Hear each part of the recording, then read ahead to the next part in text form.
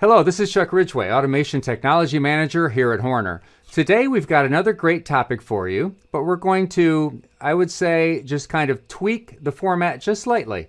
Here's today's topic. It's hands-on with the Horner OCS and the RealTime Automation Ethernet IP scanner. So the Ethernet IP technical topics we have done for you have been among our most popular. The Horner OCS all-in-one controllers do have very good Ethernet IP capability. You can use them as an I/O device. You can also use them like an HMI, exchanging data with a Rockwell processor. But a capability that's not native to the OCS is Ethernet IP scanner. But today we're going to show you how to address that with a little bit of help from our friends at RealTime Automation. And to help Casey and I deliver the topic today, we have a special guest. Let's go ahead and bring them in. All right, so joining us today is Robert Strasberg from RealTime Automation. How are we doing today, Robert? Great, Chuck. How are you guys doing today?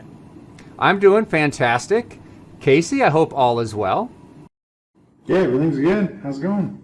It's going really well. Now, let's go ahead and talk a little bit for our audience about our companies, because not everyone is familiar with Horner Automation or RealTime Automation for that matter.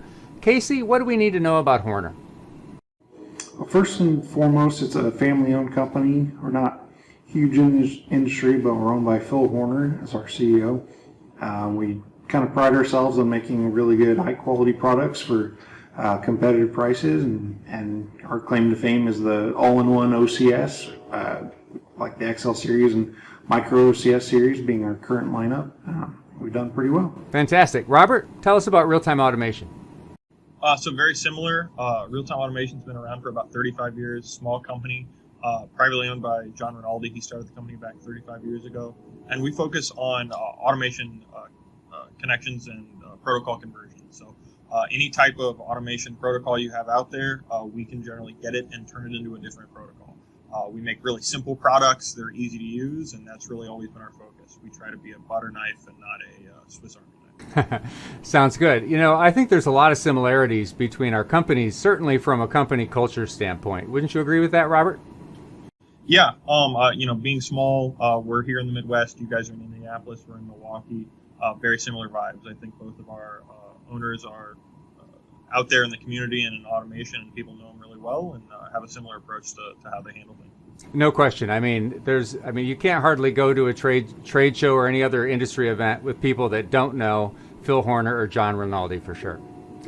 Okay, let's talk about our format today. All right, I'm going to go ahead and present the topic with a little bit of help from Robert during the real-time automation portion of the presentation. Casey will be manning the chat. If you have any questions and you're watching this live, go ahead and chat those in. If you're watching it on replay, go ahead and put those questions in the comment section. In either case, we're going to get those questions answered just as soon as we can.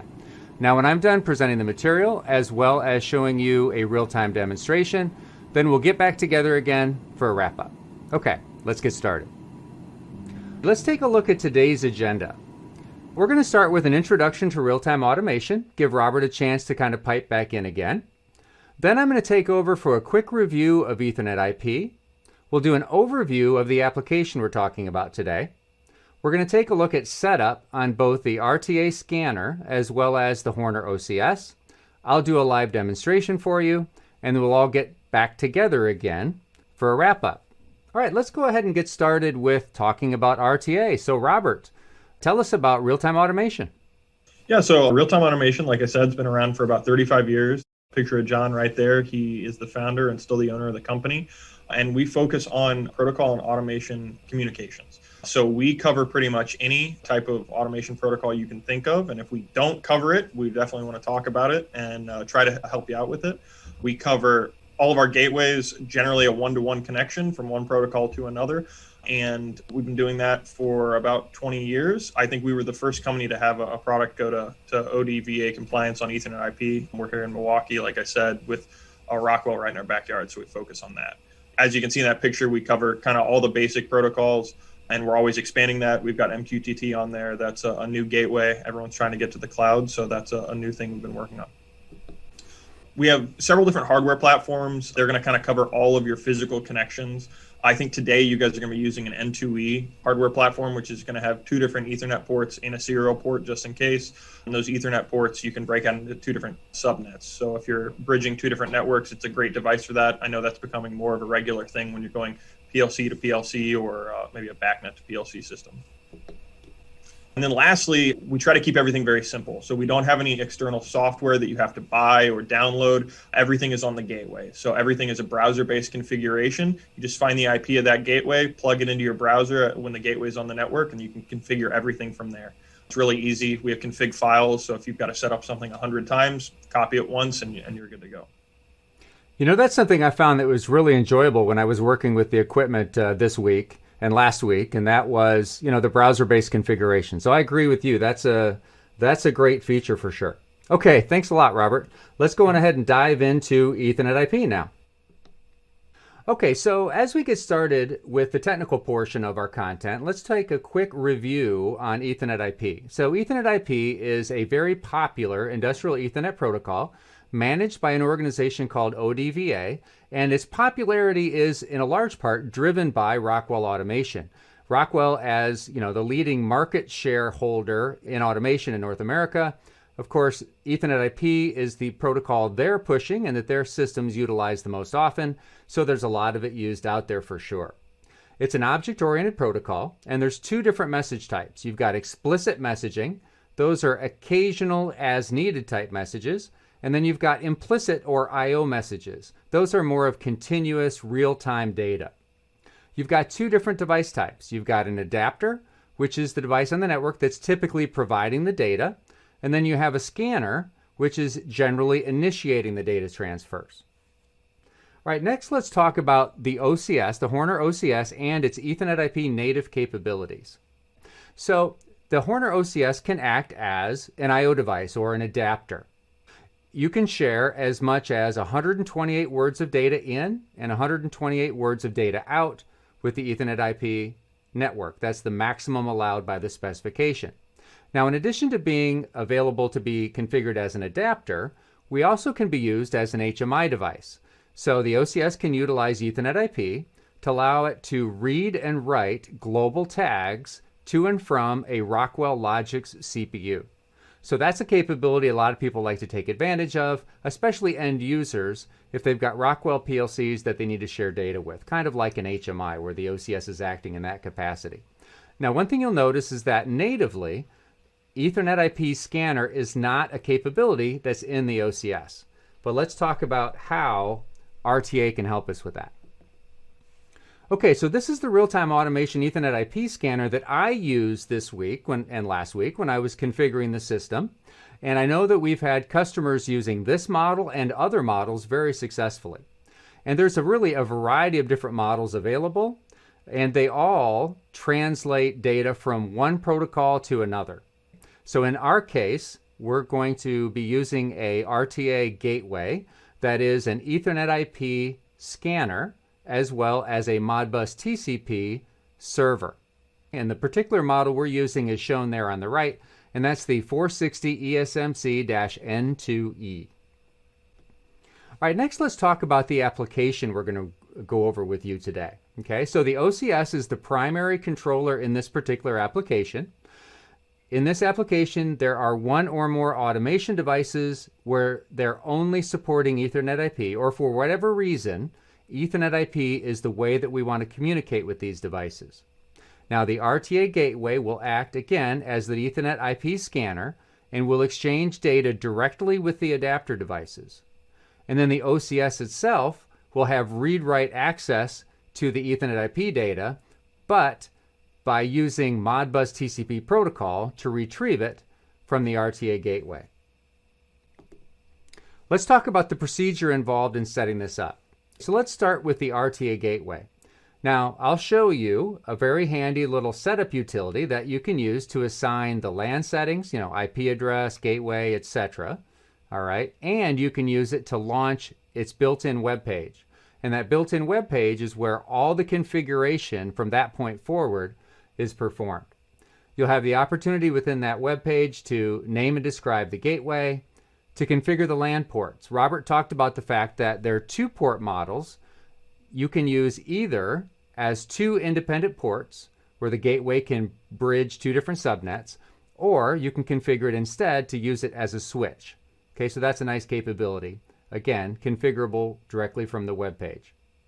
Now, after you've done that configuration, you want to go to the Ethernet IP side and configure the adapter data. What adapters am I connected to? What data do they have to share? What are their connections that I need to configure? Once that's complete, then you move to the Modbus TCP side of things on the gateway. And you want to configure that as well, because that's where the OCS is going to be retrieving that data. Next, you're going to configure the Horner OCS. And that's really just a matter of configuring Modbus TCP to grab the data, both read and write, that's needed with the RTA gateway so that a complete data exchange can occur. Let's go ahead and jump to a live demonstration. So let's start on the PC side of things. Okay, and this is where I've got that IP setup utility from RealTime Automation. It came installed on a CD. You can also download it from their website.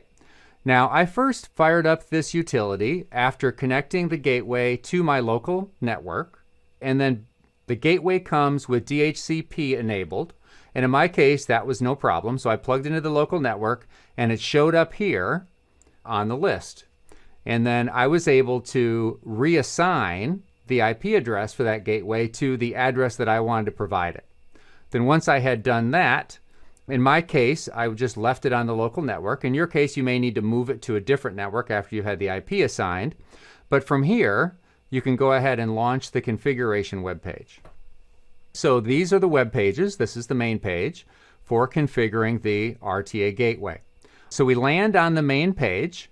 Okay, you have the opportunity to name the gateway or at least describe it. Now, you can see there are some things that are grayed out here. That's because we are running right now. The gateway is currently running. It's running a configuration that I previously configured in this. Now, if we change to configuration mode, we're going to get some warnings, which is fine. Okay, because it is letting us know that we're going into configuration mode.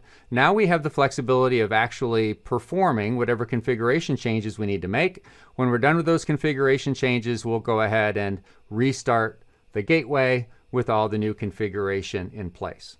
Okay, so we have an opportunity on the main page to go ahead and name or describe the gateway. Here I've just given a good description of what we're doing in this particular application. Next, after the main page, we're going to want to take a look at our network configuration. Now, if we take a look at my equipment setup here, you can see I've got an EXLW OCS with a 7-inch touchscreen. All right, that's on the left. That's acting as the main controller in the application. In the center there, that's the RTA gateway. Of course, it's acting as the Ethernet IP scanner. And on the right, I happen to be using an XL4 to emulate, or basically just to represent, a third-party Ethernet IP adapter. Now, of course, if we had just an EXLW talking to an XL4, we would use a different protocol than Ethernet IP. We would more than likely use Ethernet Global Data, or maybe even Modbus TCP, or even connect them over CAN and use CSCAN, for instance. But for this application, we're simulating or emulating a Ethernet IP adapter device with an XL4. Okay, so that's the setup we have here. And you can see that RTA gateway in the center there. You can see that that is a 2-port model. And currently I'm just using one of those ports. But in your application, you may choose to use those ports as a switch, or you may choose instead to use those as 2 independent Ethernet ports on 2 different subnets. Let's go back to our PC configuration here. So once we get done configuring the network, now we head over to the Ethernet IP scanner side of things, and we're going to go ahead, and this is where we configure the information for each of the Ethernet IP adapters that we have connected. Now in my demo here, I only have one adapter connected, but in your application you could have multiple adapters. They might be all the same, they might be different. You have the flexibility here of configuring it the way you need. So in this case, I've labeled the adapter, giving it a name. I've just called it adapter in this case, plugged in its IP address. All right. For a configuration standpoint, With an OCS, when you go to the OCS datasheet for Ethernet IP, specifically when you go to the Ethernet supplement, you'll see in the chapter under Ethernet IP, you'll see the details that are needed for configuring the OCS as an adapter. One of those details is that the configuration instance is 3 with a size of 0. Now let's take a look at input data. That's input data coming from the adapter going to the scanner. In this case, we have configured an adapter with a input instance of 100, and again, that comes from the documentation for the adapter. And we've also configured a data type of integer and a total number of data elements at 16. So that means we have 16 words total as inputs from the adapter into the scanner. And then when we want to take a look at the data going the other direction over Ethernet IP to this adapter, we just hit that View Output Instance button. And now we're taking a look at the output configuration. The output instance is 101 instead of 100. Again, that's in the adapter documentation. Again, we're talking about words, but this time we've got 12 words going back the other direction. In this case, from the scanner to the adapter. Now, in both cases, input and output, we need to effectively configure a request packet interval, and we've set this at 50 milliseconds both directions. Once we've made any configuration changes we need to make, we can hit the Save Parameters button. And that's it on the Ethernet IP side. Now let's move over to the Modbus TCP server side, because remember, this data that's coming back and forth over Ethernet IP to the scanner is going to be accessed by the OCS, both read and write, over Modbus TCP. So that needs to be configured as well. Now in this case, I could have just configured the Modbus TCP side all in words. Remember, on the adapter side, we had 16 words as inputs and 12 words as outputs. Now, I could have just had one type of Modbus data mapped both directions. That would have been fine. In this case, I decided to experiment a little bit and to break it up into bits as well as words. So what I have here on the input side of things is the first 4 words, or 64 bits, are effectively configured as bit type. And then the next 12 words of input data going from the adapter to the scanner, I have configured as just integer types. Okay, and then as we take a look on the right side of things, all right, I've done a similar thing. The first 4 words, or 64 bits of data going from the scanner to the adapter, we have configured, or I'm sorry, it's technically from the OCS over Modbus to the scanner. The first 4 words are configured as bits, and then the rest of it, or the last 8 words, is configured as integers. Okay, so that's the configuration on the Modbus TCP side. Now, before we show the kind of the data mapping and how that works, let's jump into Cscape, and let's take a look at how we're configuring our EXLW for Modbus TCP to exchange data with the scanner. All right. So let's go ahead and take a look at our Modbus TCP configuration, which is all done in the hardware configuration section under LAN 1, and then we go under Modbus client version 4.06. Or you may have a different version of the Modbus client if you're watching this, several weeks or months later. We may have an update for there. But basically, it's the Modbus client we're looking at here. On the network side of the configuration, I pretty much leave this all at default, except I usually tighten up the timeouts a bit. I got those down to about 2.5 seconds, okay, along with retries or reacquires at 2.5 seconds as well. So if we have any issues communicating between the OCS and the RTA gateway, we'll retry again after 2.5 seconds.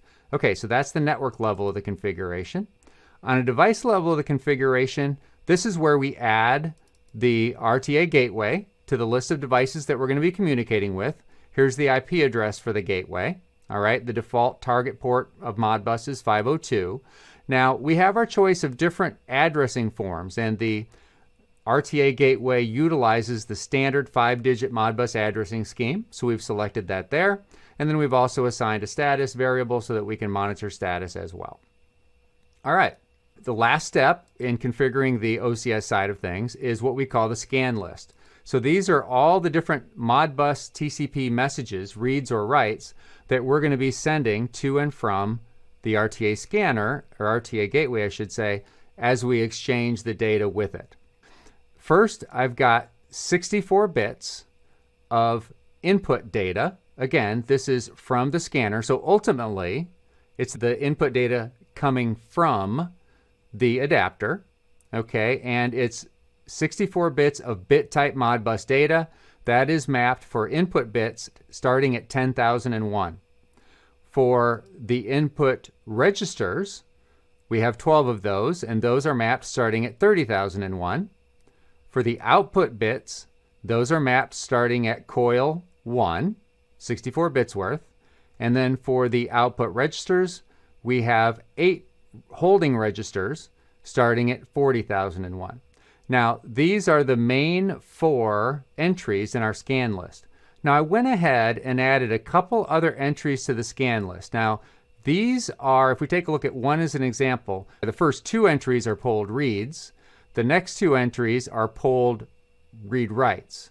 The last 2 entries are a couple of triggered writes only for the output data going to the scanner and ultimately to the adapters, so that when the OCS starts up, okay, and on the first scan, we'll go ahead and trigger a bit that will cause all the output data to get written at first scan, and that's what we have happening here. So on first scan of the controller, we're going to turn on these trigger bits, and we're going to write all of the output data on first scan to the scanner, all right? And then from that point on, everything will be basically change of state. And whenever outputs actually change, that's when we'll write the changes to the scanner. Okay, so that's the configuration on the OCS side. Let's go back to the web interface for the RTA gateway. And now let's take a look at data mapping. So what we have here, because on the Modbus side, I have a mixture of bit type and word type data, I'm actually going to have 4 sections of mapping here in the RTA tool. Now, I went ahead and did this as manual mapping. The RTA has a lot of great capabilities for automatic mapping, and so you might be able to take advantage of that in your particular application. In my case, I wanted to go through and do the manual mapping just so I could fully understand how it worked, and here was the result of that.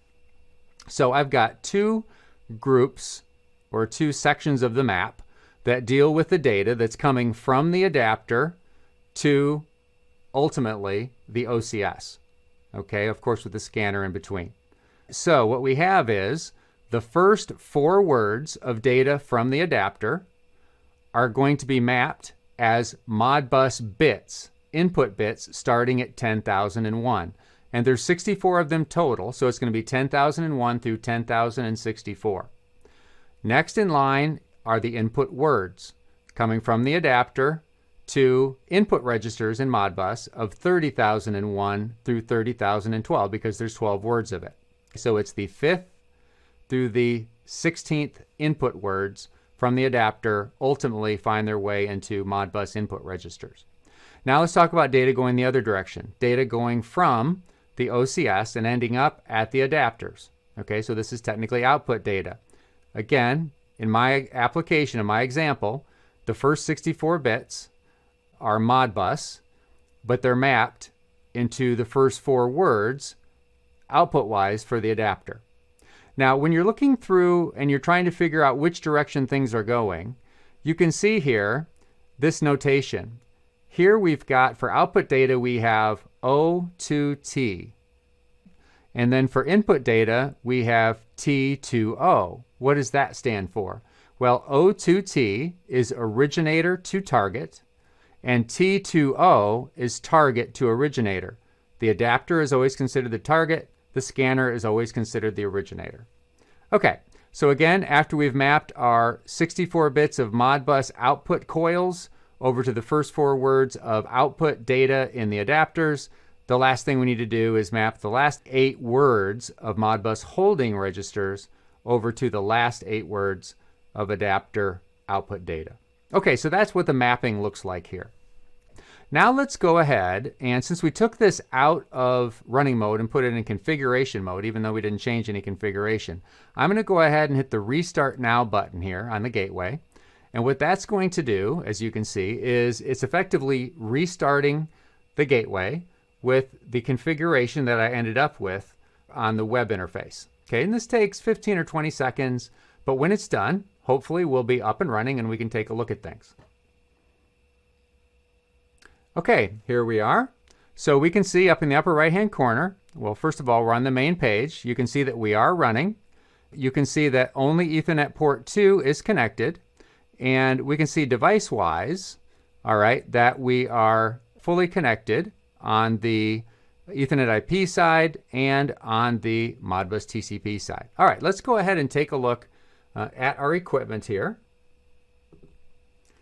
Okay, so here's my EXLW OCS that's acting as the main controller in the system.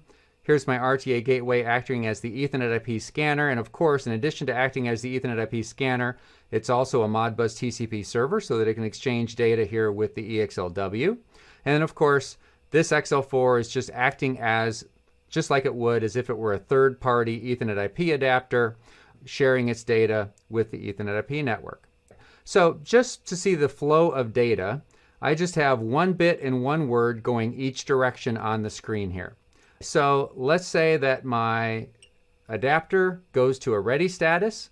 I see that showing up over here on the OCS side of things. Let's say that we now want to command a speed to the adapter. That shows up here. All right, and then we want to go ahead and run the adapter. That shows up here, and then we have some speed feedback.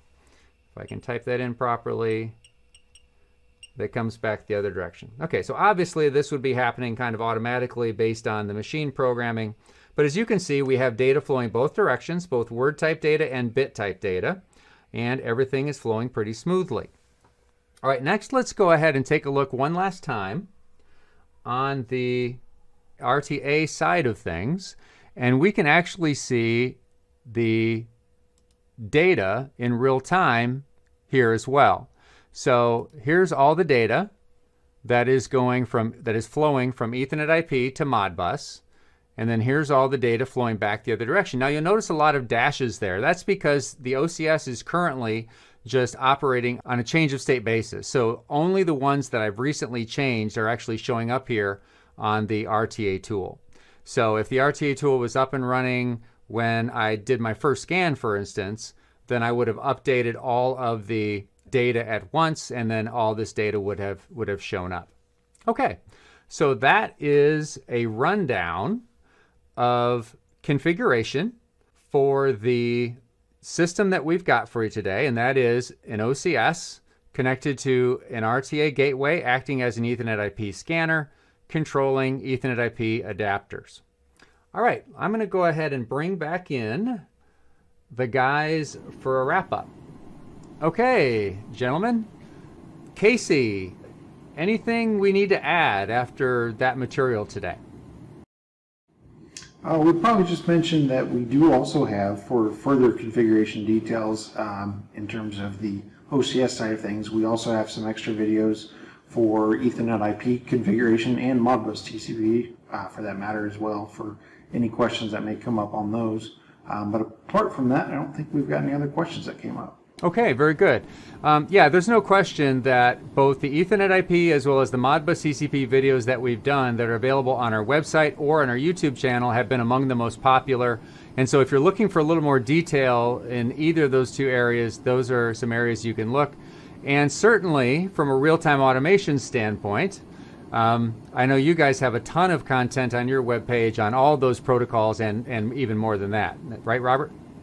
Yeah, we try to pride ourselves on being the most knowledgeable out there when it comes to all these protocols and communications. So we have a whole series of YouTube videos. John does a lot of talks on various things, and we're actually getting some videos out soon for similar to what you just did of setup videos for each of our gateways that Sam will be working on and sending out to everybody. And yeah, a lot of options out there for learning about this stuff. Absolutely. So before we close today, there are a couple more things that I wanted to allow Robert to show us, some things he sent us, some things our viewers I think will be interested in. Let's take a look. First of all, is this a new product, Robert, that we've got from you here? You sent me some information on a new Modbus router. Yeah, so this isn't new. I just wanted to highlight a little bit since we're talking about Modbus today. A lot of times with Modbus, you see Modbus RTU to Modbus TCP and vice versa, and people have trouble bridging that. This is one of our simplest kind of gateways and routers. It's a Modbus router, so if you've got Modbus RTU on one side and Modbus TCP on the other, you can hook this together and you need almost very little setup. Wouldn't you say, Sam? Yeah. I'm going to squeeze in here. So Sam is one of our support guys. I know he helped you with figuring out our setup here. Better in there. But as much as I know about this, Sam knows about 10 times more. So Sam's going to be one of the support guys that if you call in with help with any of our gateways, he'll be the guy to talk to. And he can help you through anything. And if you have any questions about just protocols, even if you don't have one of our gateways, if you have questions about communication, feel free to call us. Yeah, I can definitely speak firsthand that Sam definitely got me straight. I was actually pretty darn close. There were just a couple settings I didn't quite have right, and he got those corrected quickly, and I was up and running in no time. So I can speak firsthand for the great technical support at RealTime Automation. Thanks, guys. All right, one more thing I wanted to show you. I think that that Robert had in mind to make sure that you all were aware, and that is that there are some free books available from RealTime Automation if you're interested. Yeah, really good coverage of Modbus, OPC-UA, Ethernet IP. These are all written by John. And like I said, he's been kind of an expert on all these different protocols for over 30 years now. He is a great resource for it. So if you're just learning this stuff, or even if you know it, feel free to grab one of our books for free and learn a little bit more. Awesome. I just want to thank our guests from RealTime Automation for joining us today. I also, of course, want to thank my colleague, Casey Gardner, and in the background, as always, Marcy Tyree, helping us keep things from going off the rails. And I want to just sum up by saying, continue to stay safe out there. Don't forget to join us every Tuesday and check our website for the latest on what videos are coming up next. All right. Stay safe out there. Don't forget to subscribe to our channel if you haven't done so already, because if you do, you will get notifications if you ring the bell whenever we put a video online or wherever we go live. All right. Let's take care, and we'll see you next week.